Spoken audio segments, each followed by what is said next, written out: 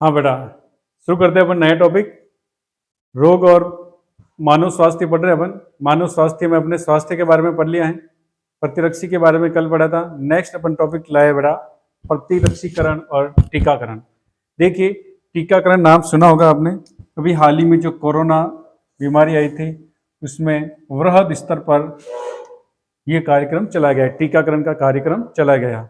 ये किस लिए चला गया कि जो कोरोना वायरस है या जो भी विशेष जो बीमारी है, उस बीमारी को फैलाने वाला जो रोगजनक है, उस रोगजनक के खिलाफ अपने शरीर में प्रबल एंटीबॉडी या उस रोगजनक को नष्ट करने की अपने में क्षमता उत्पन्न करना इसका मुख्य उद्देश्य होता है। तो टीकाकरण जो होता है बेटा, टीकाकरण में क्या किया जाता है? टीका लगाने की विधि है, टीका देने का एक जो अभियान है, वैक्सीन लगाने की विधि, उसको क्या कहते हैं? Process of vaccination. पूरा एक अभियान चलाया जाता है, उसको कहते हैं टीकाकरण। तो टीकाकरण में क्या किया जाता है बेटा? वैक्सीन दी जाती है। वैक्सीन क्या होता है? वैक्सीन या टीका। टीकाकरण में क्या है कि वैक्सीन लगाने का जो प्रोसेस है वो है टीकाकरण। तो वैक्सीन जो टीका है बेटा, टीका क्या होता है? देखिए, टीका या वैक्सीन जो है, इसमें क्या किया जाता है बेटा? इसमें किसी विशेष रोगजनक जो है, जो अपने में या किसी सजीव में रोग उत्पन्न करता है, उस रोगजनक को या तो उस रोगजनक को मार के या उस रोगजनक को कम सक्रिय करके, थोड़ा अक्रिय करके उस रोगजनक को या उसके प्रतिजन को सजीव के शरीर में एंटर करवाया जाता है। जिससे क्या होगा? उस व्यक्ति में, जिस व्यक्ति में वो मृत रोगजनक या अक्रिय रोगजनक या एंटीजन प्रवेश करवाया गया है, उसके शरीर में उस रोगजनक के खिलाफ एंटीबॉडी या प्रतिरक्षी का निर्माण होता है। जिससे क्या होता है? वो रोगजनक जब वास्तव में उस रोगजनक का अपने शरीर में संक्रमण होगा, तो अपने शरीर में उस टीके के द्वारा बनी हुई स्मृति बी और टी कोशिकाएं उस रोगजनक से प्रबल रूप से लड़ने में सहायक होती हैं। उनकी स्मृति पहले से अपने शरीर में डालने के लिए ही टीकाकरण किया जाता है। तो टीका क्या होता है बेटा? टीका क्या है? तो इसमें आपको याद रखना है, ये मृत रोगजनक होता है। मृत, या अपन लिख सकते हैं अक्रिय या कम सक्रिय, एटीन्यूटेड, कम सक्रिय बेटा, एटीन्यूटेड रोगजनक, कम सक्रिय रोगजनक या इस रोगजनक का प्रतिजन, इसको कहते हैं बेटा टीका। अब इन कम सक्रिय या अक्रिय या मृत रोगजनक या इस रोगजनक के प्रतिजन को सजीवों के शरीर में प्रवेश कराने की विधि क्या कहलाएगी? टीके के माध्यम से प्रवेश कराने की विधि क्या कहलाती है? टीकाकरण कहलाती है। तो टीकाकरण के इतिहास के बारे में अपन जाने तो सबसे पहले बेटे टीकाकरण के बारे में बताया है, वो उस वैज्ञानिक का नाम रहा एडवर्ड जेनर। एडवर्ड जेनर ने क्या कहा? उन्होंने क्या देखा कि जो गायें हैं, गायों को पालने वाले जो ग्वाले हैं, उन ग्वालों में चिकन पॉक्स रोग नहीं होता था। उन्होंने ये देखा कि ग्वालों में चिकन पॉक्स रोग नहीं हो रहा है, और इन ग्वालों के शरीर पर विशेष प्रकार के उन्होंने निशान या दाग देखे। तो निशान या जो दाग थे, उन दाग या निशान के कारण ग्वालों में चिकन पॉक्स रोग होता ही नहीं था। तो उन्होंने क्या किया, वैज्ञानिक ने, एडवर्ड जेनर ने क्या कहा, क्या किया फिर कि ग्वाला के शरीर पे जो निशान थे, उन निशान में से या जो दाग थे, उन दाग से एक द्रव्य निकाला और उस द्रव्य को एक बच्चे में डाला, बच्चे के शरीर में डाला, 8 साल के बच्चे के शरीर में डाला। तो वो जो दाग थे ना, उन दाग में कुछ रोगजनक विशिष्टता थी, रोगजनक के प्रति प्रतिरक्षी बनी हुई थी। वो उस व्यक्ति, एक 8 साल के बच्चे के शरीर में डाला। फिर उस बच्चे में क्या डाले? चेचक जो रोग है, स्मॉल पॉक्स जो रोग है, उसका रोगजनक को डाला उस बच्चे के शरीर में।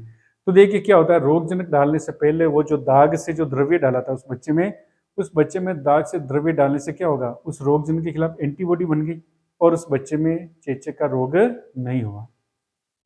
यह प्रयोग उन्होंने और कई व्यक्तियों में दर्शाया कि ग्वाला के शरीर में जो दाग हैं, उस दाग से द्रव्य को लिया और द्रव्य को अलग अलग कई व्यक्तियों के शरीर में डाला, और उन व्यक्तियों में फिर ये द्रव्य डालने के पश्चात क्या डाला उन्होंने? इस चेचक का रोगजनक को शरीर में एंटर करवाया। सब में समान परिणाम प्राप्त हुए। समान परिणाम मतलब किसी में चेचक का रोग नहीं हुआ। तो उन्होंने इस प्रकार बड़ा सबसे पहले उन्होंने टीकाकरण की खोज की। एडवर्ड जेनर को वैक्सीनेशन का क्या कहा जाता है? जनक कहा जाता है। तो इसमें सबसे पहला जो नाम आता बेटा टीकाकरण में, एडवर्ड जेनर।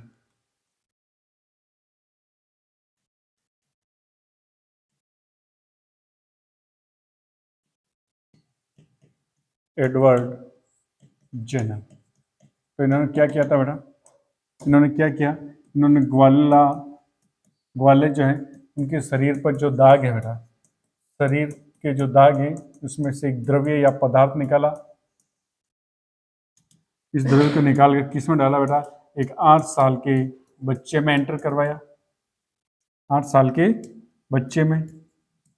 फिर इसी बच्चे में बेटा स्मॉल पॉक्स जो चेचक है बेटा उसका रोग जनक को प्रविष्ट करवाया। तो बच्चे में क्या हुआ?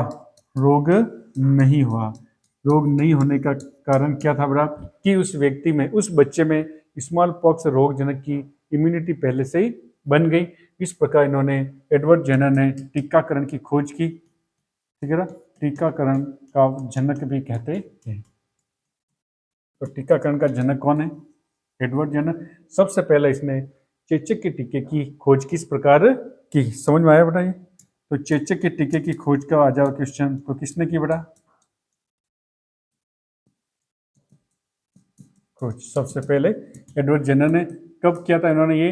1796 में बेटा, बहुत पुरानी बात है। 1796 में ये इम्यूनिटी के बारे में, चेचक के टीके की खोज कर टीकाकरण के बारे में एक बहुत बड़ी इन्होंने शुरुआत की, एडवर्ड जेनर ने। इसके बाद बेटा वैज्ञानिक आता है लुई पास्चर। दूसरा वैज्ञानिक इसके क्षेत्र में कौन आता है? Louis Pasteur. देखिए इन्होंने क्या किया था।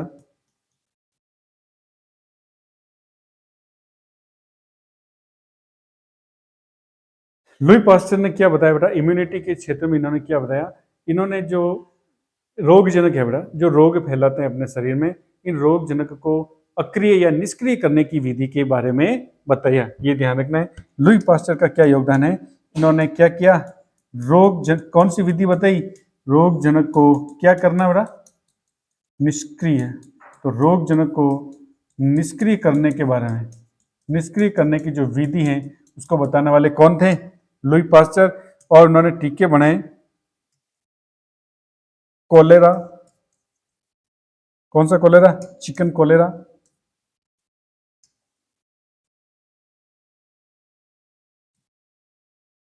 एंथ्रेक्स और रेबीज।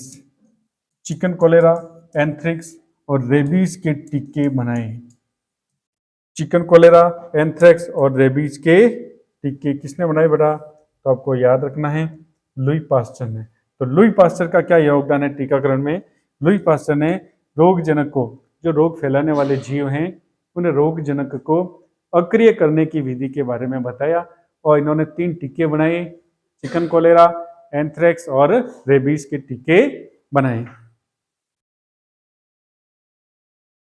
नेक्स्ट बेटा वैज्ञानिक आता है इसमें वॉन बेहरिंग। तीसरे जो वैज्ञानिक हैं वो है वॉन बेहरिंग।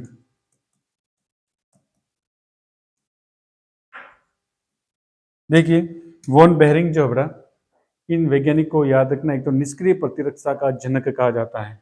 वॉन बेहरिंग कौन है? निष्क्रिय प्रतिरक्षा जो है उसका जनक। तो निष्क्रिय प्रतिरक्षा का जनक किन्हें कहा जाता है बेटा? वॉन बेहरिंग को। इन्होंने क्या किया? वॉन बेहरिंग निष्क्रिय प्रतिरक्षा का जनक है। इन्होंने क्या किया था बेटा? इन्होंने एक डिप्थीरिया का जो रोग जनक है, उस डिप्थीरिया के रोग जनक को भेड़ में एंटर करवाया। भेड़ शिप में एंटर करवा के उन्होंने एडीएस प्राप्त किया, एंटी डिप्थीरियल सीरम बनाया। इनका ये योगदान ध्यान रखना है कि वॉन बेरिंग ने क्या किया था बेटा? डिप्थीरिया का जो रोग जनक है, डिप्थीरिया के रोग जनक को किसमें एंटर कराकर एडीएस बनाया था? को भेड़ में एंटर करवाकर, भेड़ में प्रवेश कराकर क्या बनाए बेटा? एडीएस या anti diphtherial serum. Anti diphtherial serum von Behring ने डिप्थीरिया के रोगजनक को भेड़ में प्रवेश कराकर बनाया। इन्होंने निष्क्रिय प्रतिरक्षा के बारे में विस्तार से अध्ययन किया। इन्हें निष्क्रिय प्रतिरक्षा का जनक कहा जाता है। तो निष्क्रिय प्रतिरक्षा का जनक कौन है? वॉन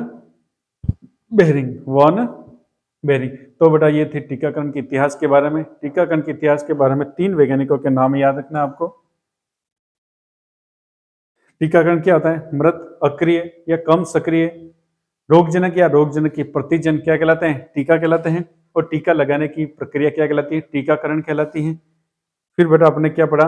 इतिहास के बारे में। सबसे पहले एडवर्ड जेनर वैज्ञानिक आया। इन्होंने ग्वाला में देखा कि ग्वाला को चिकन पॉक्स जो है, स्मॉल पॉक्स जो रोग है वो नहीं होता है। उसका कारण उसने पता किया तो ग्वाला के शरीर पर दाग होते हैं। उन दाग में से एक द्रव्य लेकर 8 साल के बच्चे में एंटर करवाया और उस बच्चे में फिर उस चेचक के रोगजनक को प्रवेश कराने पर उसमें रोग नहीं हुआ। ये एक्सपेरिमेंट उन्होंने कई व्यक्तियों में किया और सेम परिणाम प्राप्त हुए। इस प्रकार उन्होंने चेचक के टीके की खोज की 1796 में। फिर इसके बाद वैज्ञानिक आते बेटा लुई पास्चर। उन्होंने क्या किया था? इन्होंने किसी भी रोग को फैलाने वाले जो रोग कारक हैं, रोगजनक हैं, उन रोगजनक को अक्रिय करने की विधि के बारे में बताया और 3 टीके बनाए, चिकन कॉलेरा, एंथ्रेक्स और रेबीज। तीसरा जो वैज्ञानिक था निष्क्रिय प्रतिरक्षा का जनक कहते हैं उसे वॉन बेहरिंग। इन्होंने क्या किया था बेटा? इन्होंने डिप्थीरिया के रोगजनक को भेड़ में एंटर कराकर एंटी डिप्थीरियल सीरम बनाया, एडीएस का निर्माण किया। इसके बाद बेटा अपन पढ़ते हैं टीके के बारे में। टीकाकरण जो है,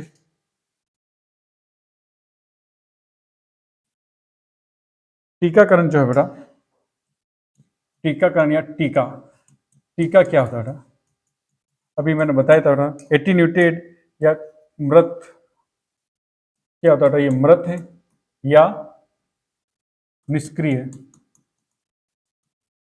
रोगजनक है। दूसरा टीके में क्या याद रखना है? टीका जो है, ये टीके की प्रक्रिया जो टीकाकरण है बेटा, ये किस सिद्धांत पर कार्य करता है? इसका सिद्धांत क्या बेटा? स्मृति पर आधारित है। ये किस पर आधारित है? ये स्मृति पर आधारित। यदि टीकाकरण से क्या बनता है बेटा? शरीर में क्या बनती है? स्मृति बी और टी कोशिकाएं बनती हैं। टीकाकरण से कौन सी कोशिकाएं बनती हैं? स्मृति बी व टी लसिकाणु, स्मृति बी व टी लिम्फोसाइट बनती हैं, जो शरीर में उस रोगजनक के खिलाफ लड़ने की कैपेसिटी को याद रखती है, उसकी स्मृति रहती है। इससे किस प्रकार की प्रतिरक्षा है? टीकाकरण या टीका जो है किस प्रकार की प्रतिरक्षा है? तो आपको लिखना बेटा ये कृत्रिम सक्रिय उपार्जित प्रतिरक्षा है। कृत्रिम सक्रिय उपार्जित प्रतिरक्षा। कल ही पढ़ा था बेटा सक्रिय उपार्जित प्रतिरक्षा और निष्क्रिय उपार्जित प्रतिरक्षा। सक्रिय उपार्जित प्रतिरक्षा किसे कहेंगे? ऐसी प्रतिरक्षा जो शरीर द्वारा बनाई जाती है, और निष्क्रिय प्रतिरक्षा शरीर स्वयं न बनाकर बनी बुनाई शरीर में एंटर करते हैं। तो टीके में क्या होता है? शरीर स्वयं बना रहा है, उसमें अपन एंटीजन डाल रहे तो एंटीबॉडी जो है प्रतिरक्षा शरीर स्वयं बना रहा है। तो किस प्रकार का उदाहरण है ये? निष्क्रिय सक्रिय प्रतिरक्षा का। टीकाकरण में बेटा ये ध्यान रखना मृत निष्क्रिय रोगजनक है, सिद्धांत इसका स्मृति ये है, और प्रतिरक्षा किस प्रकार की है? ये कृत्रिम सक्रिय प्रतिरक्षा।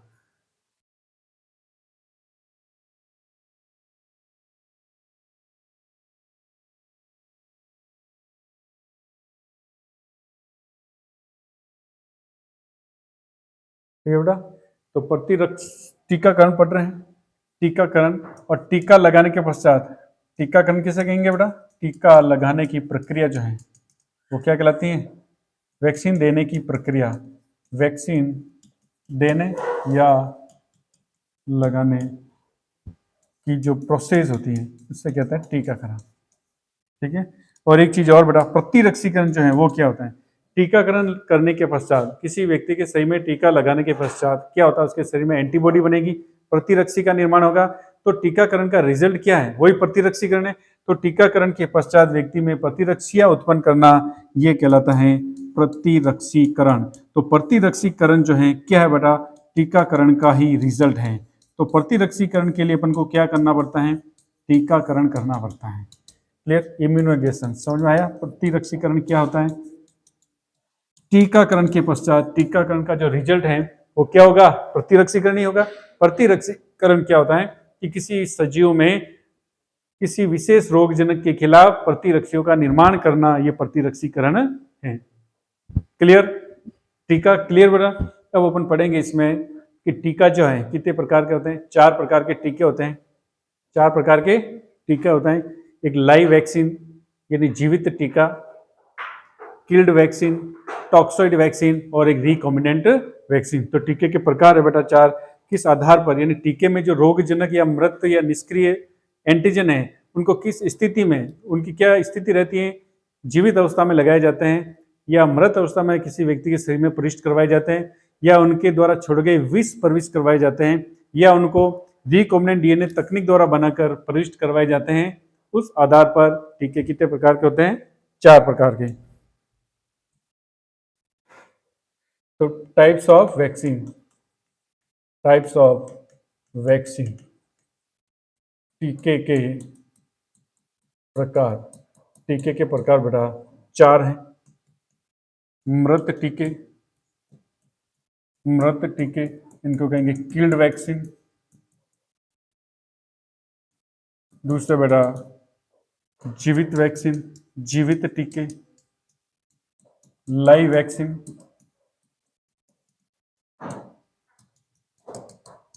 तीसरा बेटा विषैले टीके, टॉक्सॉइड वैक्सीन। और लास्ट में बेटा पुनर्योगज टीके, पुनर्योगज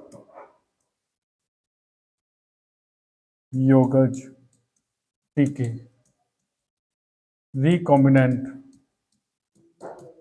वैक्सीन, रिकॉम्बिनेंट वैक्सीन। तो 4 प्रकार के टीके बेटा, चारों प्रकार में अपन पढ़ेंगे अलग अलग।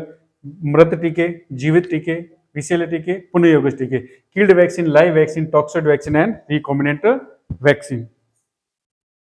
तो फर्स्ट है बेटा अपन पढ़ते हैं, फर्स्ट जो है किल्ड वैक्सीन। किल्ड वैक्सीन या मृत टीके, किल्ड वैक्सीन या मृत टीके। तो किल्ड वैक्सीन में क्या होगा बेटा, ये टीके जो हैं,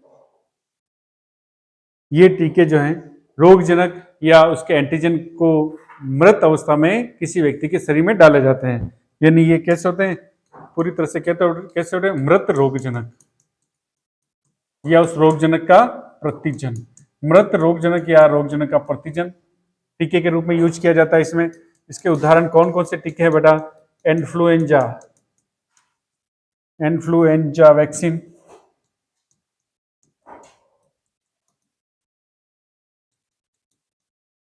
कोलेरा, कोलेरा की वैक्सीन, न्यूमोनिया,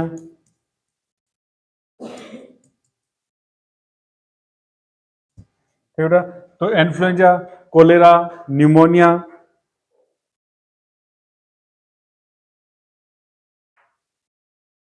फिर दूसरा आता है बेटा, और चौथा है Salk polio, Salk polio, Salk polio. दूसरा जो प्रकार है बेटा, दूसरी जो प्रकार के वैक्सीन है वो है लाइव वैक्सीन। लाइव वैक्सीन में क्या किया जाता है बेटा, इसमें जो रोगजनक होते हैं कैसे होते हैं, जीवित रोगजनक होते हैं। जीवित क्या अपन कह सकते हैं, कम सक्रिय, मृत ना होकर कम सक्रिय, एटीन्यूटेड जीवित रोगजनक। जीवित रोगजनक को व्यक्ति के शरीर में टीके के रूप में एंटर करवाया जाता है, उन्हें कहेंगे लाइव वैक्सीन या जीवित टीके। इनके उदाहरण की बात करें तो बेटा ये ओपीवी, ओरल पोलियो जो वैक्सीन है, oral polio, oral polio vaccine.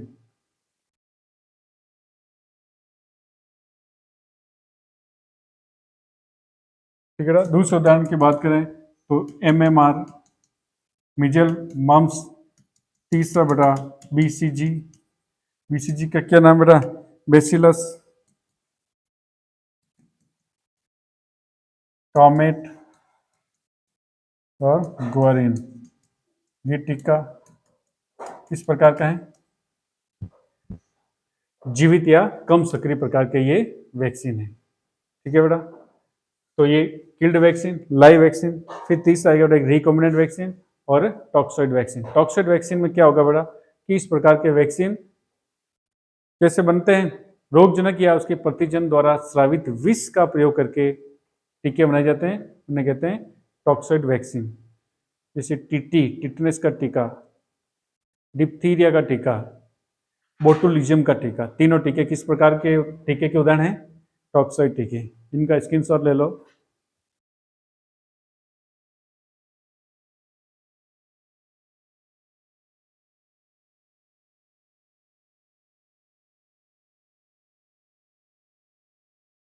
चलो नेक्स्ट बेटा, तीसरा जो टीका है, तीसरा टीका का प्रकार जो है टॉक्सॉइड वैक्सीन। टॉक्सॉइड वैक्सीन इस प्रकार के टीके में प्रतिजन का विष का उपयोग किया जाता है। विष का प्रयोग, प्रतिजन या रोगजनक के विष का प्रयोग टीके के रूप में किया जाता है। इसका जो उदाहरण बेटा, तीन उदाहरण है, तीन उदाहरण याद रखना है। डिप्थीरिया का टीका, डिप्थीरिया वैक्सीन, बोटुलिज्म वैक्सीन और तीसरा बेटा टिटनस का टीका, टिटनस वैक्सीन, टिटनस की वैक्सीन। ये जो तीन प्रकार के जो वैक्सीन है, टीके हैं बेटा, ये टॉक्सॉइड प्रकार के। लास्ट जो चौथा है बेटा रिकॉम्बिनेंट वैक्सीन, रिकॉम्बिनेंट वैक्सीन या पुनर्योगज टीका जो है, पुनर्योगज टीका जो बेटा रिकॉम्बिनेंट डीएनए तकनीक के द्वारा प्रतिजन को रिकॉम्बिनेंट करके बनाया जाता है। यानी कि अपन कह सकते हैं कि ट्रांसजेनिक जीव बनाकर उन ट्रांसजेनिक जीव से अधिक मात्रा में टीकों का उत्पादन किया जाता है। इसका एक उदाहरण है बेटा हेपेटाइटिस बी का टीका। हेपेटाइटिस बी जो है उसकी जो वैक्सीन है, किस प्रकार की वैक्सीन है, recombinant DNA, recombinant DNA, recombinant vaccine. ये कैसे बनती है बेटा, हेपेटाइटिस बी का जो टीका है पुनर्योगज डीएनए तकनीक द्वारा ट्रांसजेनिक यीस्ट से रिकॉम्बिनेंट डीएनए जो मेथड है, रिकॉम्बिनेंट डीएनए जो टेक्निक है, उस टेक्निक के द्वारा क्या बनाया जाता है, ट्रांसजेनिक यीस्ट। इस ट्रांसजेनिक यीस्ट से, ये जो ट्रांसजेनिक यीस्ट है, इस ट्रांसजेनिक यीस्ट से बेटा हेपेटाइटिस का टीका प्राप्त किया जाता है। तो अपन ने टीकाकरण और प्रतिरक्षीकरण वाला टॉपिक आज किया है बेटा। टीकाकरण क्या होता है, मृत, अक्रिय या कम सक्रिय रोगजनक या प्रतिजन जो होता है उसको टीका कहते हैं। टीका लगाना या टीका देने की जो विधि है, प्रोसेस है, प्रक्रिया है, वो क्या कहलाती है, टीकाकरण कहलाती है। टीकाकरण के इतिहास के बारे में अपने तीन वैज्ञानिकों को पढ़ा है। पहले एडवर्ड जेनर ने क्या कहा था, एडवर्ड जेनर ने 1796 में चेचक के टीके की खोज की और किस प्रकार उन्होंने चेचक के टीके की खोज की, ये अपने यहाँ पर विस्तार से पढ़ लिया है। फिर दूसरे वैज्ञानिक थे लुई पास्टर। लुई पास्टर साहब ने क्या बताया था, इन्होंने कहा रोगजनक जो है उन रोगजनक को निष्क्रिय या अक्रिय करने की विधि के बारे में बताया। और उन्होंने क्या किया, भेड़ में डिप्थीरिया के एंटीजन को प्रवेश कराकर एडीएस बनाया, एंटी डिप्थीरियल सीरम बनाया। सॉरी, एंटी डिप्थीरियल सीरम नहीं, इन्होंने क्या किया था, लुई पास्टर ने क्या किया था, रोगजनक को निष्क्रिय करने के लिए विधि बताई और चिकन, कोलेरा और एंथ्रेक्स और रेबीज के टीके के बारे में इन्होंने बताया। वॉन बेरिंग ने डिप्थीरिया के एडीएस बनाया और इसके निष्क्रिय प्रतिरक्षा का जनक किसको कहते हैं, वॉन बेरिंग। और वॉन बेरिंग ने बेटा भेड़ में डिप्थीरिया के एंटीजन को प्रवेश कराकर एडीएस बनाया। फिर टीका क्या होता है बेटा, टीका मृत, निष्क्रिय या कम क्रिय एटीन्यूटेड पैथोजन होता है। दूसरा बेटा कि ये किस सिद्धांत पर कार्य करता है, टीकाकरण स्मृति पर आधारित होता है। टीकाकरण किस पर आधारित है, स्मृति पर आधारित है। फिर बेटा नेक्स्ट प्रतिरक्षा जो है, ये किस प्रकार की प्रतिरक्षा का उदाहरण है, टीकाकरण। टीकाकरण बेटा कृत्रिम सक्रिय प्रतिरक्षा है। टीकाकरण जो है वैक्सीन देने या लगाने की प्रोसेस या टीका लगाने की प्रक्रिया को टीकाकरण कहते हैं। टीकाकरण का रिजल्ट ही क्या है, प्रतिरक्षीकरण। तो प्रतिरक्षीकरण क्या होता है कि सजीवों में प्रतिरक्षी उत्पन्न करने के लिए टीकाकरण किया जाता है और टीकाकरण का जो परिणाम प्रतिरक्षीकरण है।